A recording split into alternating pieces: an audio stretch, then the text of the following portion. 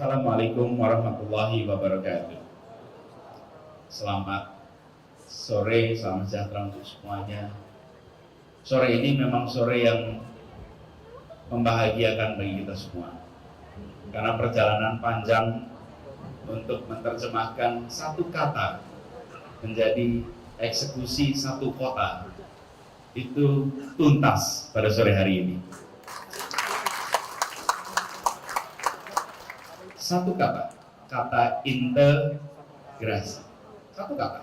Hanya bagaimana satu kata itu terlaksana di seluruh kota. Itu adalah sebuah ikhtiar panjang yang melibatkan begitu banyak orang.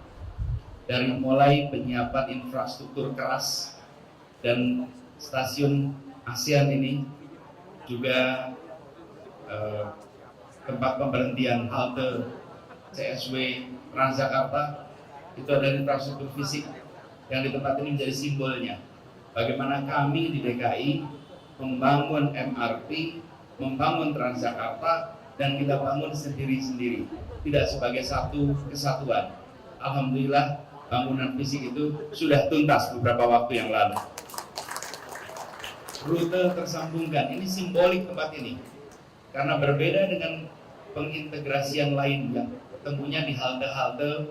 Kalau ini adalah sebuah effort hebat untuk bisa menyambungkan dua stasiun yang ketika perancangannya tidak dirancang sebagai satu kesatuan. Itu adalah satu ikhtiar luar biasa, itu fisiknya. Yang kedua, integrasi di dalam aspek pengelolaannya. Bagaimana begitu banyak operator yang selama ini bekerja antar operator dengan pelanggan langsung, sekarang operator dengan Pemprov, lalu pelanggan dengan Pemprov diintegrasikan. Pengelolaan itu prosesnya panjang. Waktu itu saya tanya pada Pak Kadisu, Pak Adriansa, berapa kali pertemuannya untuk menyepakati hitungannya. Jumlahnya 77 kali rapat untuk akhirnya ketemu kesepakatan. Waktunya lebih dari 6 bulan untuk akhirnya ketemu. Itu adalah penyambungan bagaimana pengelolaan jadi satu. Dan aspek integrasi yang ketiga adalah payment system. Ini prosesnya lebih panjang lagi, karena kita tidak mau hanya menyambungkan payment systemnya, tapi menggunakan teknologi terbaru untuk payment system itu.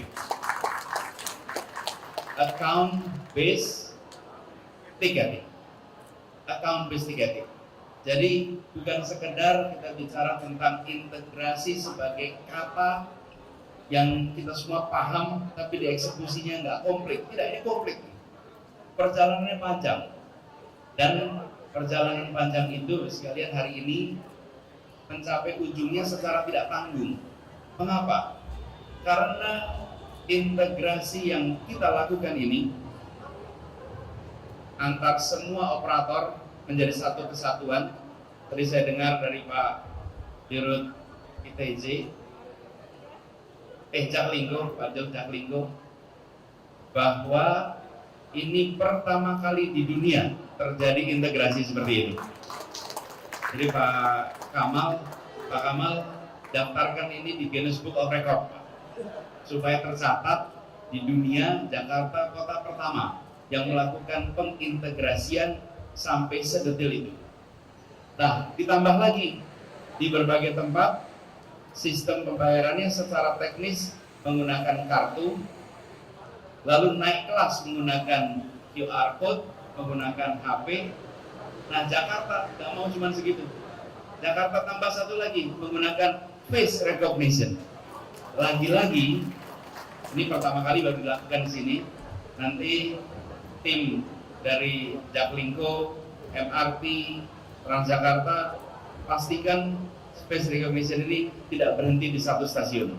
Pastikan face recognition bisa berlaku di semua stasiun yang ada di Jakarta. Prosesnya tidak harus besok, tapi kita menuju ke sana. Supaya apa? Bapak sekalian, ketika kita melakukan perubahan, jangan menengok ke negara lain dan sama dengan mereka. Jangan. Kita menengok ke negara lain dan kita bilang kita harus lebih maju daripada negara lain.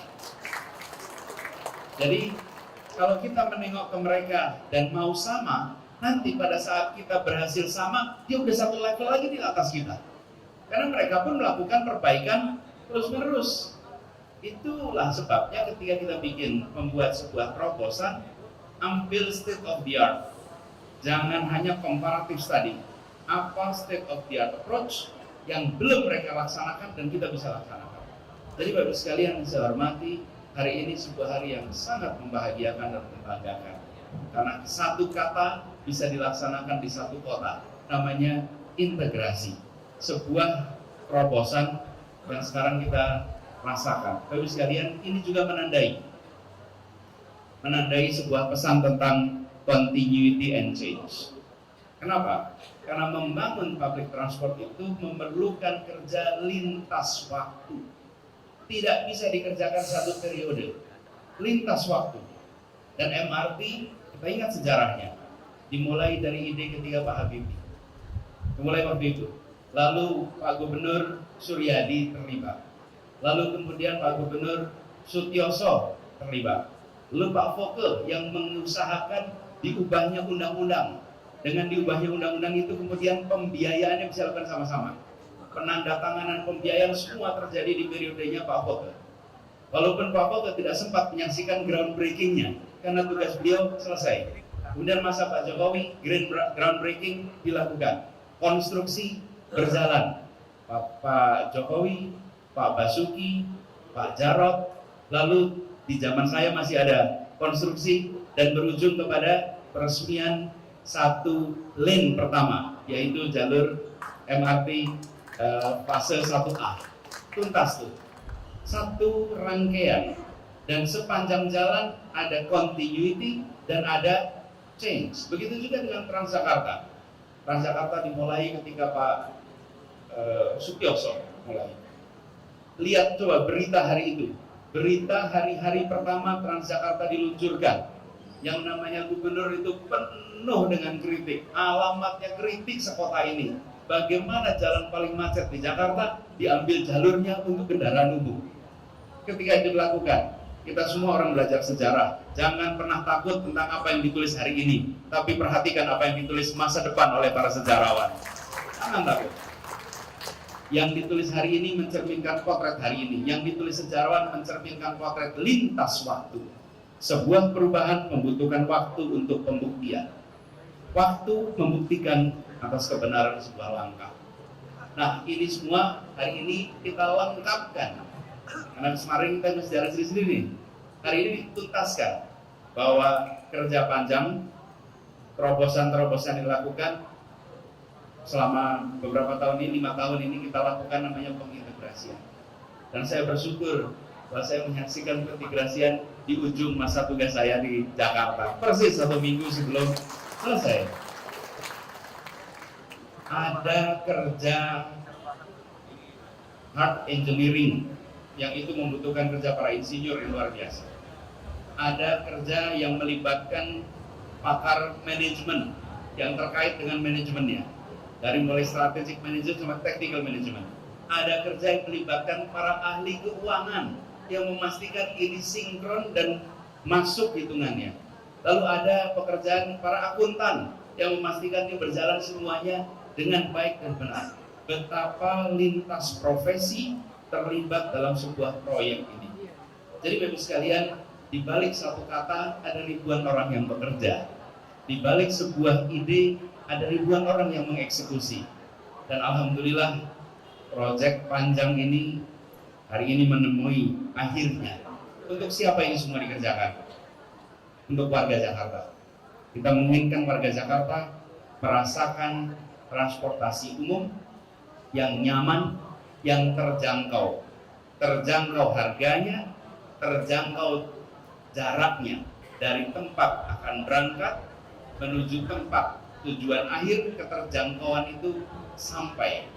Dan ketika ini kita kerjakan di masyarakat Jakarta secara jangka panjang, kita akan membuat kota kita kompetitif secara global. Mengapa kompetitif secara global? Bapak sekalian, jangan tempatkan Jakarta sebagai kota dengan perbandingan kota-kota lain di Indonesia. Bandingkan Jakarta dengan kota-kota besar lainnya di Asia Tenggara, di Asia, dan mungkin pada belahan dunia. Mengapa ini kita harus lakukan seperti ini? Begini Bu sekalian, Jakarta akan menjadi pusat perekonomian Indonesia. Sudah, kita berharap makin kuat. Kita membutuhkan kegiatan perekonomian yang berjalan efisien, efektif. Itu sebabnya mengapa kendaraan umum jadi penting. Karena kendaraan umum memberikan kepastian. Kendaraan umum bukan menghilangkan kemacetan, tapi kendaraan umum memberikan kepastian waktu, kepastian biaya, dan kenyamanan dalam perjalanan. Itulah kendaraan umum. Kota Tokyo yang kendaraan umumnya sudah sangat maju, kalau ditanya tingkat kemacetannya, dia tingkat kemacetannya nomor 17 sedunia. Lebih macet daripada kita. Tapi kalau lihat transportasi umumnya sangat maju. Tetapi mereka yang menggunakan kendaraan umum, dia tahu persis dari titik A ke titik B berapa lama jaraknya. Yang kedua, tahu berapa besar biayanya. Yang ketiga, banyak yang bisa dikerjakan sepanjang jalan. Sama dengan naik MRT fase 1A ini. Dari Lebak Bulus sampai ke Bundaran HI, begitu naik tahu persis berapa menit sampai ke sana, berapa biayanya, dan apa yang bisa dikerjakan sepanjang jalan. Kalau naik kendaraan pribadi, satu, tidak tahu berapa lama akan sampai, boleh lihat peta, mudah-mudahan sesuai dengan peta. Yang kedua, dia tidak tahu berapa biayanya, tergantung tingkat keborosan kendaraan yang dia gunakan. Yang ketiga, selama perjalanan, dia tidak bisa melakukan kegiatan apapun, kecuali mengemudikan kendaraan pribadinya. Jadi kendaraan umum membuat kegiatan perekonomian produktivitasnya meningkat. Produktivitasnya meningkat, itulah sebabnya mengapa sebuah kota global yang mengandalkan aktivitas bisnis membutuhkan transportasi umum yang masif, yang maju, yang membuat seluruh kegiatan mobilitas penduduk terfasilitasi. Jadi Bapak Ibu sekalian saya hormati, yang kita lakukan hari ini itu adalah sebuah peristiwa yang bersejarah. Karena ini akan punya dampak yang luar biasa ke depannya. Dan tadi saya sempat tanya Pak Amal, beliau menceritakan bahwa yang melakukan konsep seperti kita itu baru ada 4 kota di dunia. 1 London, 2 Hong Kong, 3 Singapura, dan yang keempat adalah Jakarta. So we are the first 4 in the world.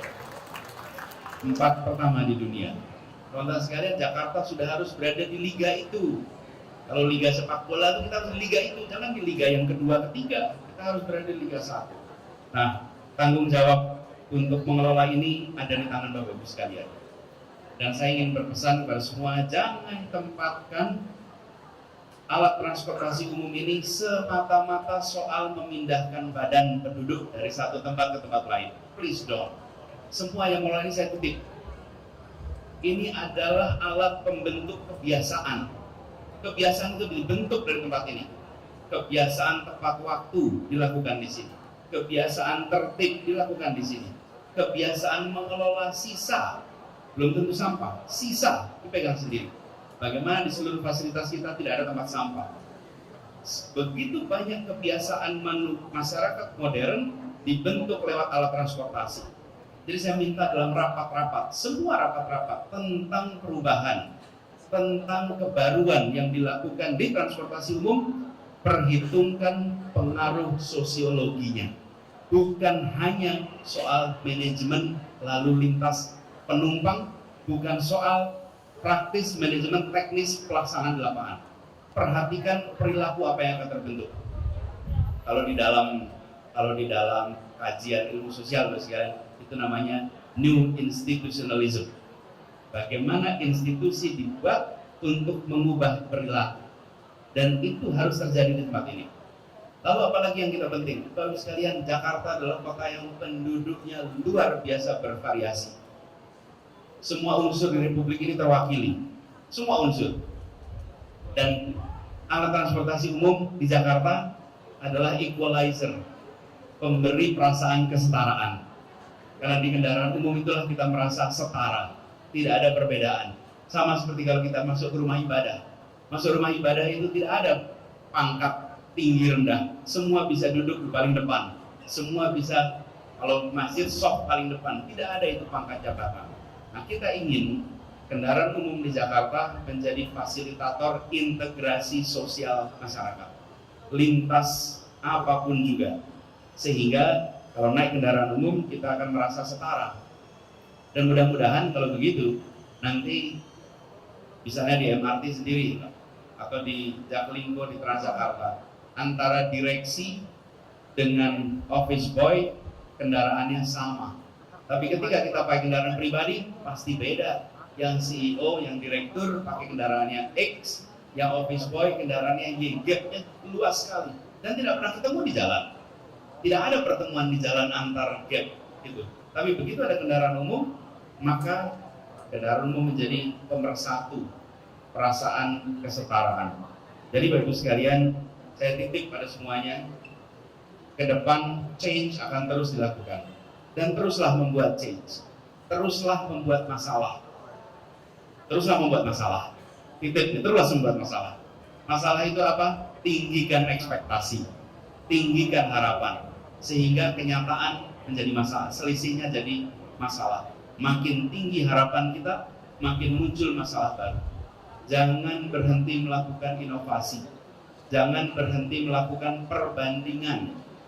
Dan bila ada yang melakukan terobosan terbaru, cek bisakah kita melampaui terobosan itu. Jadi kita tidak boleh berada di zona nyaman bahwa hari ini kita sudah lompat melakukan integrasi. The business is over. No, this is just a new beginning. Ini hanyalah awalan yang baru bagi kita semua. Dan saya berharap yang tadi saya sampaikan terkait dengan perubahan perilaku di masyarakat, termasuk perilaku kepercayaan pada teknologi. Terus kalian mempercayai teknologi ini penting, karena kita akan selalu hidup dalam ekosistem dengan teknologi. Dan ketika kita menggunakan kartu, kita menggunakan QR code HP, lalu kita menggunakan face recognition, itu level trust terhadap sistem meningkat. Yang kartu dibandingkan yang QR code dibandingkan dengan facial recognition. Begitu sampai facial recognition, dan itu biasa bisa disebut you have complete trust to the system. Complete trust to the system. Dan membiasakan orang untuk terbiasa memiliki kepercayaan pada teknologi. Di sisi lain, jaga seluruh data itu dengan baik, sehingga masyarakat merasa tenang ketika menggunakan semua fasilitas-fasilitas yang ada di sini. Bapak Ibu sekalian yang saya hormati, izinkan dalam kesempatan ini saya menyampaikan terima kasih, apresiasi pada semua yang terlibat, baik yang ikut di dalam upacara ini maupun mereka yang tidak sempat terundang dalam upacara ini tapi berperan. Boleh kita beri tepuk tangan sebagai tanda apresiasi kepada semua yang terlibat. Dan saya berharap ini terus kita kembangkan. Kalau perlu Bapak Ibu sekalian, selalu siapkan beberapa orang yang ditugasi untuk melakukan comparative assessment terus-menerus, sehingga kita mengalami perkembangan yang tidak pernah berhenti. Laporkan tiap 3 bulan, laporkan tiap 6 bulan, sehingga kita punya kebaruan terus-menerus. Dan saya berharap Bapak Ibu sekalian, cek tingkat kepuasan masyarakat atas yang kita layani. Saya ingin titik, ini kota global. Dulu saya pernah sampaikan di awal-awal, disebut transportasi umum di Jakarta ini sudah masuk level global atau belum. Salah satu KPI paling sederhana adalah apabila para ekspat sudah menggunakan kendaraan umum di Jakarta. Bila para ekspat menggunakan kendaraan umum di Jakarta, maka kita bisa mengatakan bahwa we are at par dengan tempat-tempat lain. Tapi selama para ekspat masih menghindari kendaraan umum, berarti kita belum at par dengan negara-negara lain. Insya Allah segera kita bisa at par dengan negara-negara lain. Termasuk menggunakan Mikrotrans. Dan para ini saya cerita sedikit. Saya 2 bulan lalu ada acara di Jepang. Di Jepang, dalam dialog begini, kami menceritakan reform di transportasi. Salah seorang pesertanya acungkan tangan dan dia bilang, Pak Gubernur, saya berapa bulan lalu ke Jakarta. Kaget lihat Jakarta, karena berubah sekali. Satu, dia bisa jalan kaki. Dulu kalau ke Jakarta katanya bisa jalan kaki di tempat ini, tidak ada trotoar. Lalu lihat tempat-tempat taman-taman dia lihat. Tapi yang mengejutkan sekali adalah dulu dia selalu naik angkot kemana-mana. Karena orang Jepang biasa naik kendaraan umum. Dan ketika naik angkot sekarang, dia terkejut dengan sistem pembayaran pakai kartu, dan dia terkejut dengan ketersambungan dan kenyamanannya, sampai dia putuskan untuk keliling Jakarta menggunakan angkot dan Transjakarta. Dan dia bilang itu salah satu yang terbaik, bahkan lebih baik daripada yang saya alami ketika di Jepang. Nah, yang begini-begini nih Pak yang kita butuhkan. Kalau masyarakat kita puas, satisfaction is a function of expectation. If your expectation is low, satisfaction is easy. But if your expectation is high, satisfaction is demanding. Nah, kita jangan cari yang ekspektasinya rendah untuk menjadi puas, tapi cari yang ekspektasinya tinggi. Dan disitulah sebabnya mengapa kita tantang diri kita sendiri untuk mengajak komunitas internasional di Jakarta menggunakan kendaraan umum. Kalau perlu Pak, kampanyekan ke kantor-kantor kedutaan kartu-kartu untuk pakai sebulan pertama gratis, sehingga mereka semua rame-rame mau pakai. Biar mereka merasakan. Sebagian dari mereka tahunya transportasi umum bertahun-tahun dulu ketika belum ada permajaan. Ajak mereka untuk masuk, ajak mereka untuk dalam sistem ini. Mereka nanti akan bisa menjadi asesor buat kita. Bapak sekalian, yang saya hormati, terakhir saya ingin sampaikan terima kasih. Tadi saya terkejut mendapatkan nama integrasi. Bapak sekalian, yang penting bukan soal awardnya, yang penting bahwa ini terlaksana di Jakarta dan membuat kenyamanan bagi seluruh warga Jakarta. Terima kasih atas penghargaan itu. Semoga ini menjadi bagian dari continuity change yang terus-menerus kita lakukan. Kita hormati yang pernah dikerjakan dulu, kita beri kredit pada semua yang telah bekerja di masa lalu, sambil kita bekerja untuk membuat lebih baik di masa kini dan masa depan. Izinkan saya mengakhiri sambutan kami pada sore hari ini dengan secara resmi meluncurkan implementasi tarif integrasi Jaklingko ini.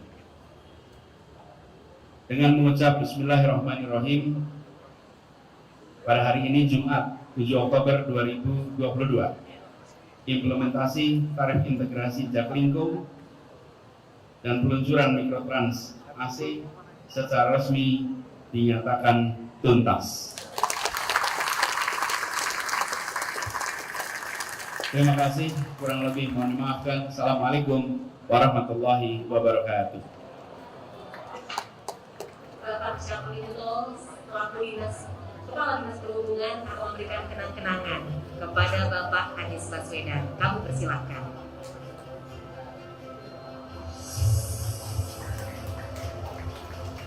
Kami persilahkan juga untuk dapat mengabadikan momen yang sangat spesial. Pada hari ini juga Bapak Anies Baswedan menjadi Bapak Integrasi Transportasi Jakarta.